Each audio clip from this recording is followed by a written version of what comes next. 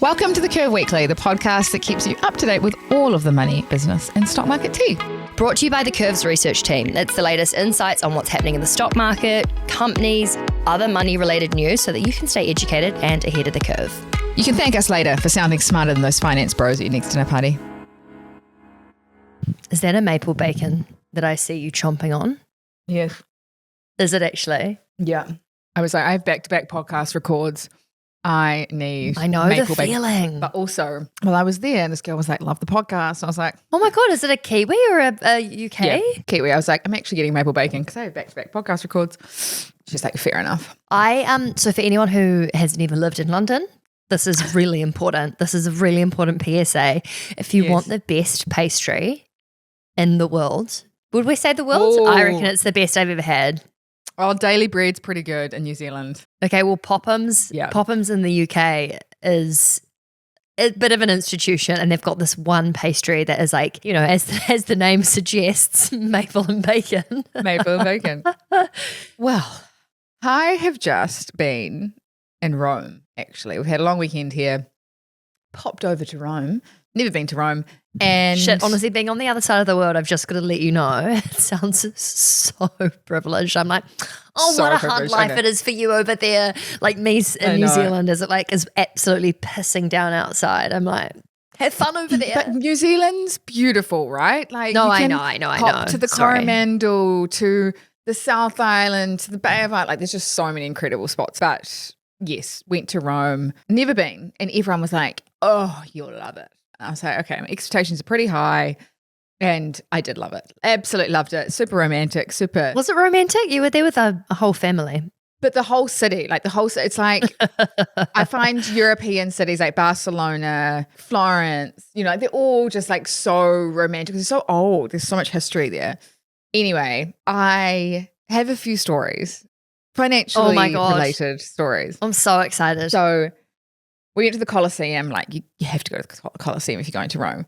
And can we have a history lesson while you give us these highlights? Like Colosseum, top line. Colosseum. When was it built? Tell me. Oh, God. I don't know that kind of stuff. I just do the financial side. 2,000 years ago. I do know that. 2,000 years ago. 2,000 years ago, this stuff. This was ancient Roman stuff. Like, gladiators used to go there and fight. And anyway, it's super impressive, massive. Like, think that it was man-made. They didn't have, cranes and everything back then. And it is, according to who you talk to, probably one of the most visited monuments in the world. With the Colosseum, Eiffel Tower, it's up there. Anyway, I was there. I was like, gosh, there's so many people here, and it's not even like high season. And I started thinking, okay, it's like 20 to, I don't know, 50 euro to get in. Like, there is hundreds of people. So I started I was waiting in the queue with my calculator and and I was like, okay, I was Googling number of visitors at Colosseum, and it gets 7 to 8 million people a year just visiting the Colosseum. So they're buying tickets to the Colosseum, but there's people spending money all throughout Rome that have just come for the Colosseum, if that makes sense. So there's all these other kind of merchandise and spending and hospitality and all of that. But on average, the Colosseum brings in $1.4 billion for Italy, which is insane. And the Colosseum alone brings in over 50 million euros just by itself, just in ticket sales. I hear what you're saying. We need to create a global monument. I was like, everyone needs a Colosseum. I was like, New Zealand, build a Colosseum. Yeah, One Tree Hill's not really cutting it, eh? Yeah. In 2,000 years' time, we'll have $1.4 billion being brought into the economy. I feel like the Sky Tower, which is one of the biggest buildings in Auckland or / the world / New Zealand, no idea if it's global. Wasn't that a thing back in the day because it was so tall? I mean, it's not exactly Colosseum level, but no, that was built in my lifetime. Like, what's the kind of significance? Cool. They use cranes and. I also feel like, like they've got like this, it's like the building's like whatever, kind of high, but then they've got this like big pin up the top that's like really claiming that it's so much higher than it is. Do you know what I mean? Yeah. I'm like, guys, half the building's the fucking pointy bit at the top. Like, that doesn't count. Yeah.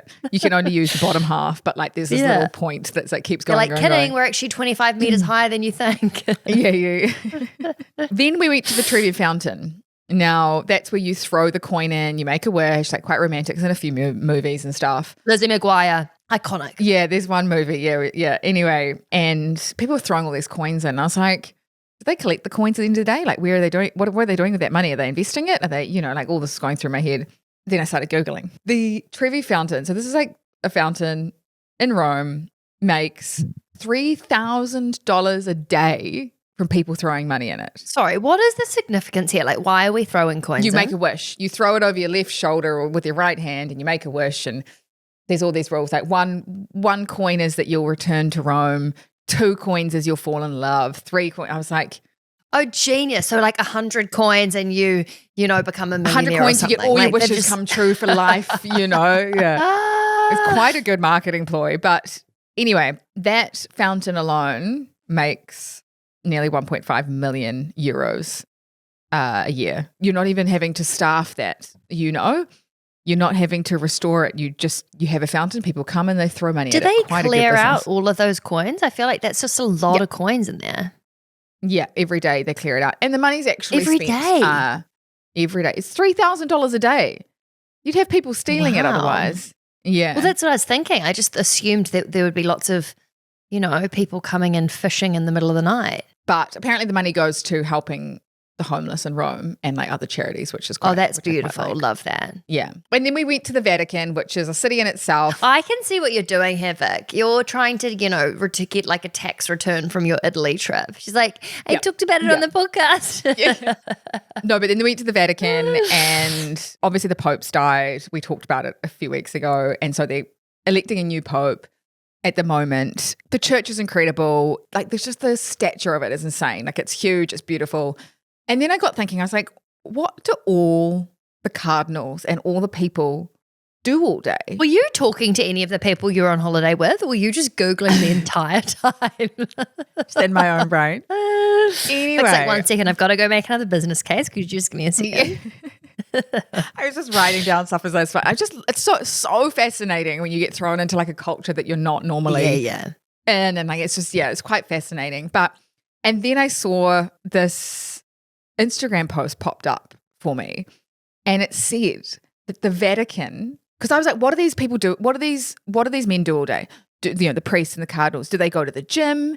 Are they like, like, is there a gym inside? Like this building's huge and they live in their quarters. And I'm like, what are they doing? Are they going to the gym? Are they just eating lots of food? Are they watching Netflix? Like, are they doing normal stuff? Anyway, I got served this Instagram post and it said the Vatican has more Bloomberg terminals per capita than any other country in the world. So they're just all sitting inside there trading. So a Bloomberg terminal is like a research platform where you can trade, you research stocks, you look at how the market's doing. And they're really expensive. They're like, when I last had one, it was like $50,000 a year. Like it's the subscription, like it's insane. And the most per capita are at the Vatican. I'm like, what are they? Yeah. So they're all just sitting inside trading and investing. This has got to be a joke. I don't believe this story. Are you being fully serious? I'm being fully serious. I'm like, they've got a lot of donations that they've got a lot of church money, I assume they have. They've got to make that money work for them, And also, what else are you doing? Their job, they've got jobs, they're priests, they're cardinals, I get that. But like, there's a lot of spare time. It's kind of like one big investing club. They're all living together, researching markets. Yeah. Whoa. And 2 more things from my trip in Rome. Oh, bloody hell. Just so I can get a real tax write-off, is I went to pay at a restaurant twice and they wouldn't let me pay. Because you're a woman. First time, I was like, just lost in translation. So you just thought it was a language barrier. Yeah. And I was like, no, I want to pay. They're like, no. And I was like, no. Anyway, then someone else ended up paying. And then the second time I was like, they were like, no woman. And I kind of lost it. I was like, excuse me? Picking the wrong battle with the wrong woman. Do you know who I am? Oh my God, what happened? Yeah. What did you say? I said no. I was like, I am paying, and kind of just walked to the one guy I was talking to, he wouldn't do it. So I walked to someone else and I just kind of stood there and was like, I am paying. Oh my God. That's bizarre. What the actual hell? What kind of a place were you in? Was this just normal, like everywhere? Yeah, well, the fact that it was 2 restaurants, I was kind of Maybe there's a bit more still of like a traditional mentality. Oh my God, how strange. Also, maybe I should have leaned into it and been like, oh. But last thing I learnt in Rome was, and actually I'm going to throw this to you, Soph, do you know where the word celery comes from? Like, I'm not going to lie to you, the first thing that came to my head is a big giant like vegetable. Celery, yeah. However, I realize that's way off base. Where does celery come from? Celery. Cell. Can I have a clue? I'm feeling a bit confused. Salt. That's the clue. The clue is salt. Yeah, the clue is salt, yeah. Salt was expensive, so people got paid for it? Well, kind of. Salt was, back in the day, how they preserved. Paid people. Oh, no, yeah. okay. Well, how you preserved food, and they didn't have fridges and freezers, so they put it all in salt. So salt became very valuable in terms of being able to preserve food. So they would exchange salt. And then the Italian word for salt is salarium, and that's kind of how we get celery. Yeah. Okay, I love that. That's the best thing you've come up with in a while. That's Yay! Really good. In fact, maybe, Vic, you're going to need to put on the work card a trip to every European town and do a reporting back. I will do that. I am happy. I am happy to I will to sacrifice do that for the myself. Team. Yeah.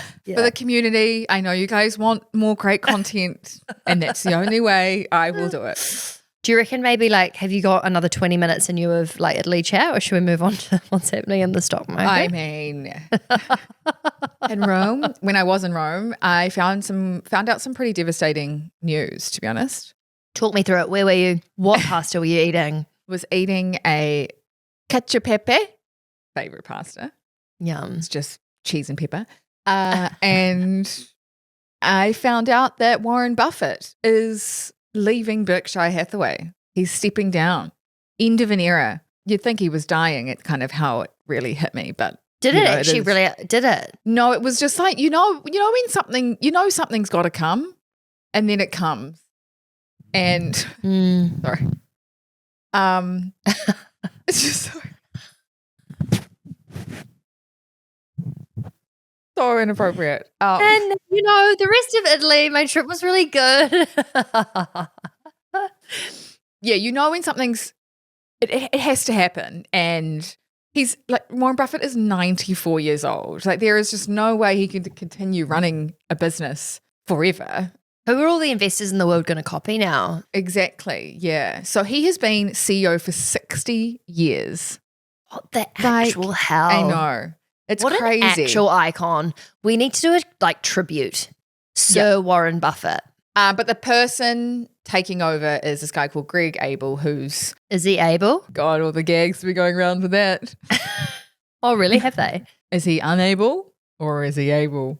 So Greg Abel, so who is he? How old is he? What's his background? So he has been in Berkshire Hathaway. He's been Warren Buffett's right-hand man for a very, very long time. Quickly, though, for people who don't know what Berkshire Hathaway is, it's one of the biggest investment companies in the world, right? Like, they invest – is it an investment company? Well, how do you even explain it? Yes, yeah. So he uses that, I guess, company or that vehicle to buy stakes in other companies. So instead of him just doing it himself, he kind of does it through a company, if that makes sense. So is it like a fund manager? Yeah. When you invest in it, you're investing in – so when you buy shares in Berkshire Hathaway, you're getting access to all these underlying businesses. All the ones that he invests in? All the ones that that the company invests in, which is essentially his decisions. It'd be like the Curve buying lots of different businesses, and then you invest in the Curve and you get access to all the underlying profits of those businesses. Investing club? Yeah. That would be genius, though, just as an aside. If we had that, I would totally invest. I mean, that's kind of what the investing club is, but if we could actually invest, how good would that be? Yeah. Wink, wink. Wink, wink. So sorry. Okay, so yes. he's the most popular investor in the world. He's like the daddy of investing. Yeah, and he's come up with so many slogans and analogies, and just he's been tried and true. And I think the thing is that he has lasted so long, whereas, you get these kind of younger people that have a really good maybe 10 years and then they kind of blow up or they get too cocky or they just – I think the consistency of his investment style, and that has obviously translated into incredible returns over the long term, has just meant, he has become an icon. Since he has been CEO, if you had bought shares in Berkshire Hathaway when he became CEO, so 60 years ago, sounds like a long time. It is a long time. But if you had put in $1,000 and gone, you know what, kind of like this guy, I'm just going to put $1,000 in and just forget about it, you would have $55 million. No. 1,000 to what? 55 million. Because he has generated a 5.5 million % return since he has been CEO. Oh, good Lord. But I think the hardest thing is putting that, if you put that $1,000 in, the hardest thing would be keeping it in there, because if you think what's happened over the last 60 years, what the world has been through, you know, there's been some big moves in the Berkshire Hathaway share price that, you know, you would have to stick it out. And I think this is a really good point to make. You know, everything that we're seeing at the moment, if we're investing for 60 years, it's such a blip. It's like absolutely nothing. You know what I mean? And so if you're taking your money out, you're going to miss out on so many incredible returns. I mean, I think you need to keep hammering that home to me, because if I'm being honest, like when we had our workshop the other night and I was talking about the fact that I'd made $450 in the last couple of weeks because of my investments, which, hello, I could go and do something fun with that $450. But if I left it in there for another 60 years, imagine what that would have, you know, but it's so hard. Imagine how much more fun you could have with 55 million. But this is why we try to remove the emotion, you know, like all of that. And we say invest consistently, try and not look at your returns, all of that, because it is, And honestly, there would have been very few people who would have put money in 1964. And if anyone has a grandma that has done this, or a grandpa, or anyone, please, we want them on the podcast. Imagine if there's someone that actually has been invested for a long time. Or someone that knows Warren Buffett. That'd be great. Oh my God, yes. I reckon there's power in the community. I reckon we can get a connection. All right, Sherlock Holmes, we are finding Warren Buffett's long lost cousin, and we will get in touch with them. We'll send them, I don't know, some wine and flowers and be like, we will do anything. Anyway, if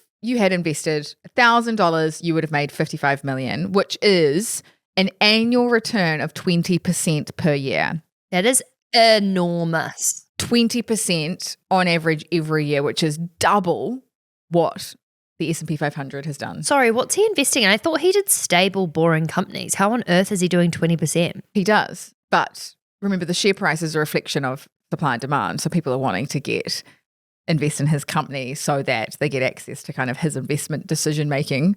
And he does. He invested in Apple, he invested in Amex, he invested in Coca-Cola, he invested in a lot of energy companies actually. He doesn't actually invest in a lot of technology, and he's said that it's because he kind of doesn't understand it, which we love him. The fact that he's made that much money. So he loves insurance companies.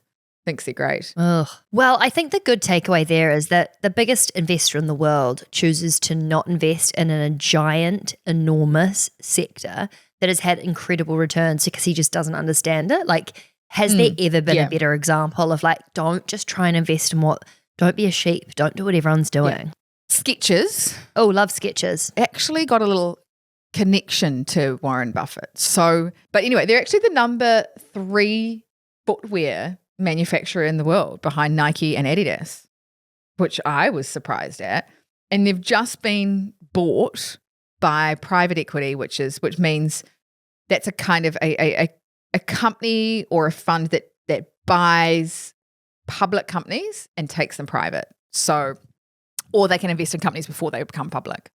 So it just means they think they can do a better job. So they're like, you know what, we're going to buy all the shares. We're going to take it off the stock exchange, buy all the shares from public investors like you and me, and we're going to make it bigger and better. So that private equity company 3G has bought Skechers for $10 billion. The reason this has kind of got a connection with Warren Buffett is that he said last week that he missed out on an acquisition that he wanted to make, that Berkshire Hathaway wanted to make. And it was a $10 billion acquisition. Yeah. And so everyone's like, oh, did they miss out on buying Skechers? And it would kind of fit into the realm of what Warren Buffett invests in. And he's also done deals before with that private equity company. So they both invest alongside. So anyway, there was this kind of talk that like, oh, did he miss out on that? And I mean, he's got nearly $400 billion of cash sitting there to spend. So 10 billion is like a blip in the ocean. But that makes me want to invest in it too. I want to copy him. But you can't now because it's been taken off the stock exchange. So it's been taken private. But what happens in order to buy all the shares from the public, these private equity companies, they have to incentivize you, right? Otherwise, you could just sell it today for the price that it is. And so they have to incentivize you. So they have offered these investors 30% higher than what it's currently trading at. So they're like, you know what? Would you sell to me for 30% higher? And a lot of people have. Shit, yeah. And that's how they kind of get these deals across the line.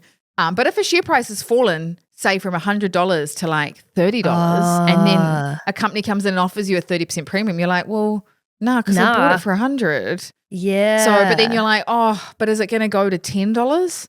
And this is actually a really good deal, you know? So you're kind of toying with that. But how do they do it if they can't get all of them? Like, do they have to keep bumping their price up? Or like, what happens if heaps of people don't want to sell? There's eventually a trigger where you have to sell if they get a certain majority.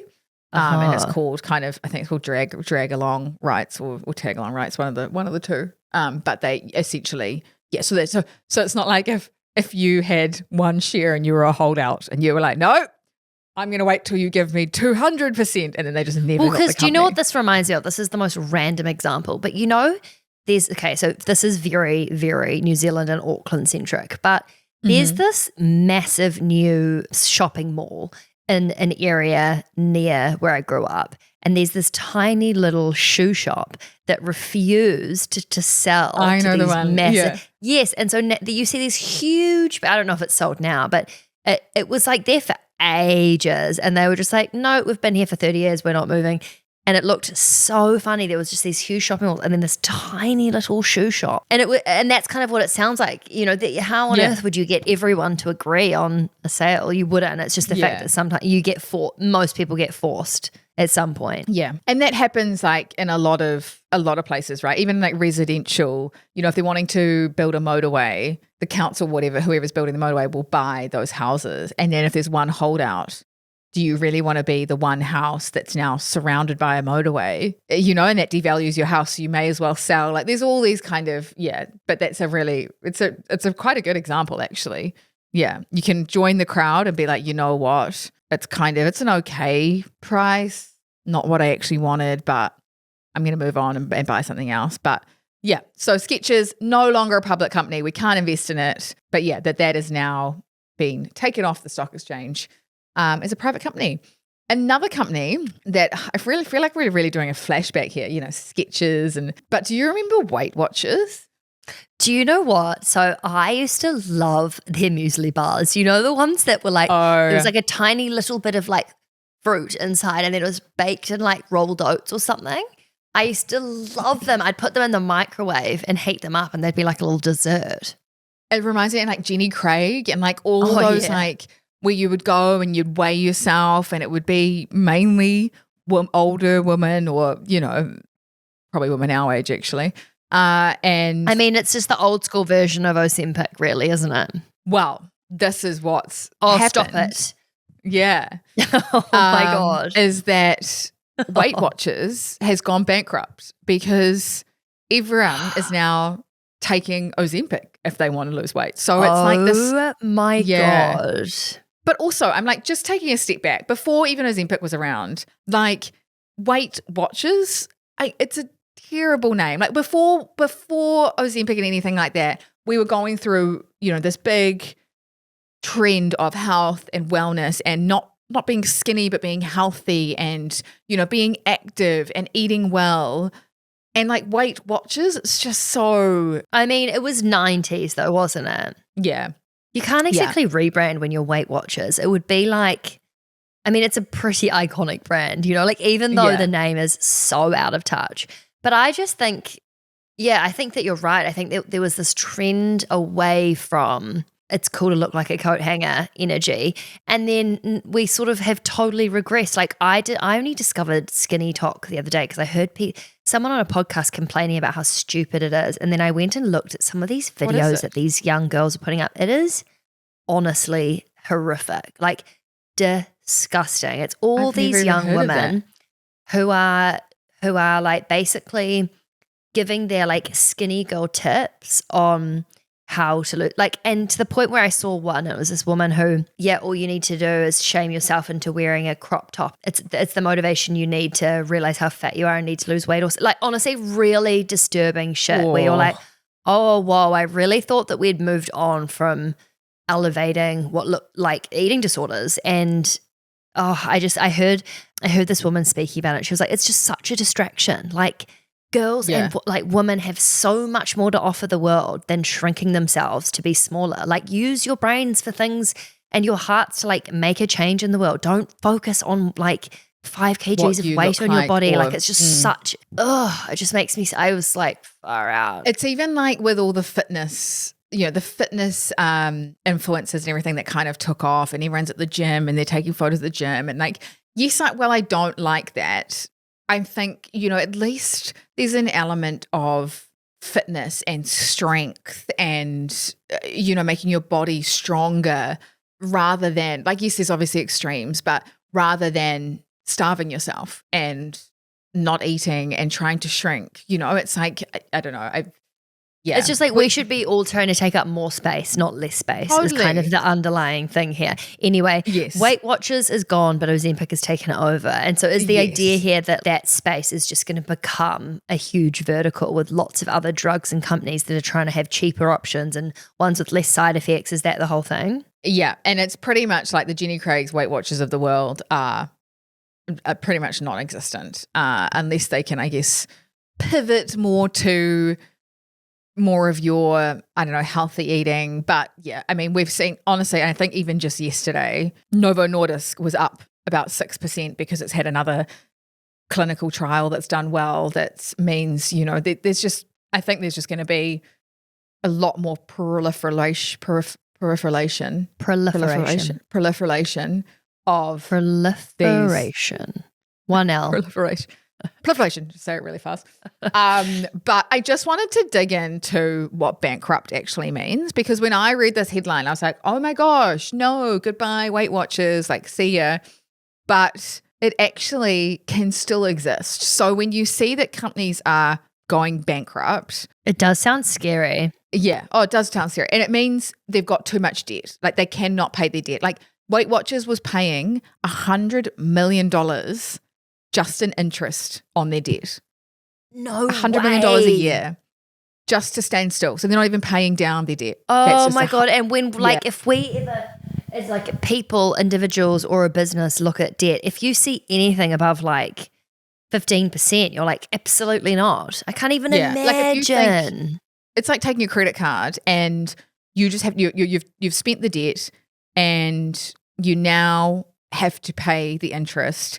And your income can't afford to pay that interest. And there's probably a few people that have been in that position or know what that feels like. But this is kind of at a company level. The revenue coming in the door or, the income is not enough to pay the expense or the interest payments. And so they just go, look, you know what? We have to go bankrupt. We have to write off that debt and say we can't pay it, essentially.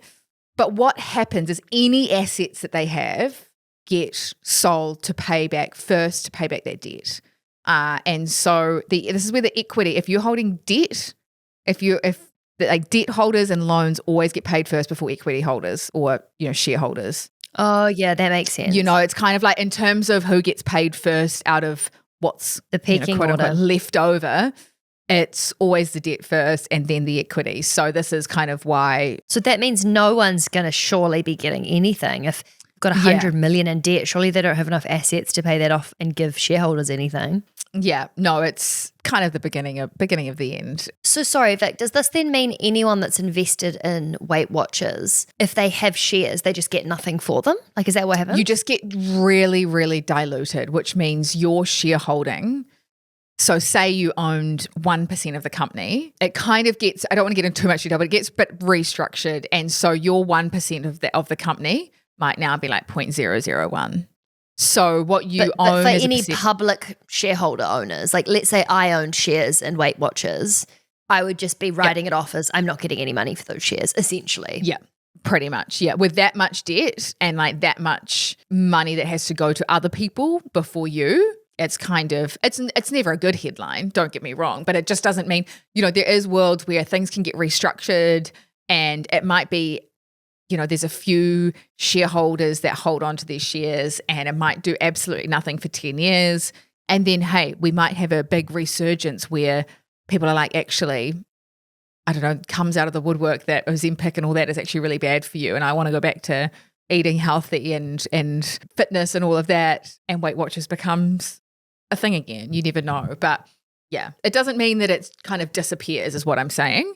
There are ways where it can be kind of restructured and still stay alive, but it's like limping, It's like, it's on its last legs. I kind of honestly, I never ever thought I would say this, but I almost feel like I would prefer WeightWatchers than Ozempic because at least WeightWatchers is your like having to eat and like the whole point. I mean, it's neither of them are great, obviously. It's definitely lesser of two evils, but I would be on team WeightWatchers, I think. Someone was like, what is doing worse things? Right? Oh God, it's hard, isn't it though? Because Ozempic is good for some people for health reasons. It's not purely used for people trying to be skinny. With like diabetes and all that. Yeah. I'd love to know the stats on men and women. Like, are there any guys that are like, I need to be really skinny? Or is it just all women? The Curve Investing Club is the world's first digital investing club for women to build their wealth. It's a place where industry experts like myself and beginners can really, really join forces to share knowledge, swap ideas, and make money through investing. So if you're listening to this podcast, you probably are aware that saving alone, unfortunately, can't make you a millionaire, but investing definitely could. So we wholeheartedly believe in the power of community and that the best investment ideas come when we collaborate and learn with each other. So bring your friends, your mum, even strangers on the street if you want. There really is strength in numbers, and we're so excited to create a community that's just for you. There's two quick other companies that I wanted to talk about.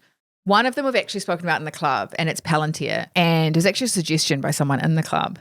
And because it's exposed to AI and it'd been it had been the best performing stock last year in the S&P 500. And so we did a deep dive of it, and it is up 45% this year alone. So what's that, like 4 months? It's up 45%. And if we think about what the stock market has done, it's down about 3%, the whole stock market. Tesla's down 23%. Like, there's been some big moves down in a lot of names, and Palantir is still up. What's the consensus in the club? Are lots of people buying it? If you want to know, Soph, maybe you should jump into the club. I was going to say I should have checked that. Because there's also a case of companies doing really well, and at what point do you sell, right? So we definitely talk about, when to sell, when to buy. But I think this company's doing really interesting stuff. It's got a lot of its products are used by governments and like defense organizations, which we're seeing obviously, this is again something we also spoken in the club about, is defense companies doing really, really well, as there's a lot of uncertainty. There's a lot of countries that are kind of angry with each other. So unfortunately, we are seeing a lot of defense companies do really well as people get a bit nervous about, is China and the US going to go to war? Fingers crossed they're not, but yeah. I think if you're interested in hearing about this particular investment, which obviously has done really well, and you want to learn more about it and what it's doing and see if it's an investment you'd be interested in, and also see what people in the club are saying, we will put a link in the podcast show notes if you're interested in having a look around. Just one more quick company I want to talk about was Mattel. So they're the maker of like Barbie. They had the big Barbie franchise, Uno cards, like they're huge toy company. And they have come out and said they are going to shift production away from China, which is exactly what President Trump is wanting. So we're starting to see, yes, they're not moving it to America, but we are starting to see companies move kind of their supply chains, their manufacturing and everything away from China. That's huge news. Yeah, well, their toys are going to go up by 145% otherwise. So, like, imagine a Barbie that's costing $10 is now going to cost like massive amounts more. Where are they moving to? So they've got 40% of their production is in China, and they've been kind of actually doing this for a while because there has been, and you actually are seeing this with a few companies that they've felt this tension with the US and China for a while. So they've started to move their production away from China even before there was kind of the headline announcement. But they're moving it to the US, they're moving it to other countries with lower tariffs, so they're really spreading it around. But Trump, when he heard this news, he was like, maybe the children will have $2 instead of 30. Like, just so myopic that he thinks that children have 30 toys and then they're going to go down to 2. Like, there's children out there that may have got one toy a year because their parents could only afford that one toy, and now they're going to get nothing.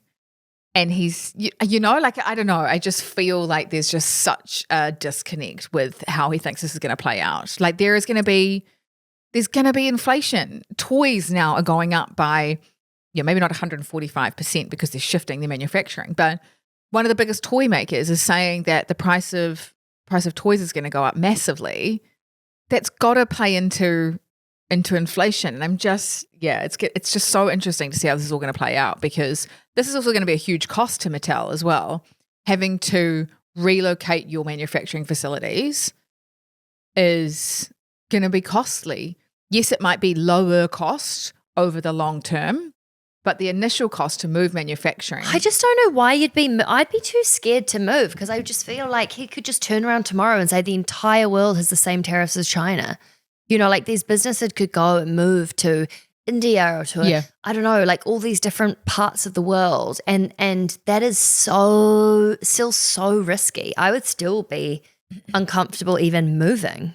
It's diversifying though, right? Like we talk about it with investments. It's the same with manufacturing facilities. If you've got some in China, some in India, some in Vietnam, if one of those countries F's off the US, which China has, then the other ones aren't going to be as impacted. Whereas if you have it all in one place, if that country comes up against the US, then I mean, that's probably a good thing for the whole world though, isn't it? If there's lots of manufacturing in different parts of the world and not just in China or just in the really centralized parts of where most products are manufactured, maybe that's a good thing for the world to spread it out a bit. But it comes down to price, right? It comes down to where can it be made the cheapest. And now it's no longer China. So it's like, who is willing to make my products for the cheapest price? Is it Vietnam? Is it India? Is it New Zealand? Is it UK? Like where is that place? And that's kind of what China was years ago, was the cheapest place. And that's what made its economy absolutely boom, because companies were sending their manufacturing and building factories there and then getting their products made there, which created this incredible economy that is now a threat to the US. And that's why the US is saying, hang on, we just want you to chill out on your growth because you're really threatening to us right now. And the way we're going to do that is we're going to slap you with a tariff so you're not competitive anymore.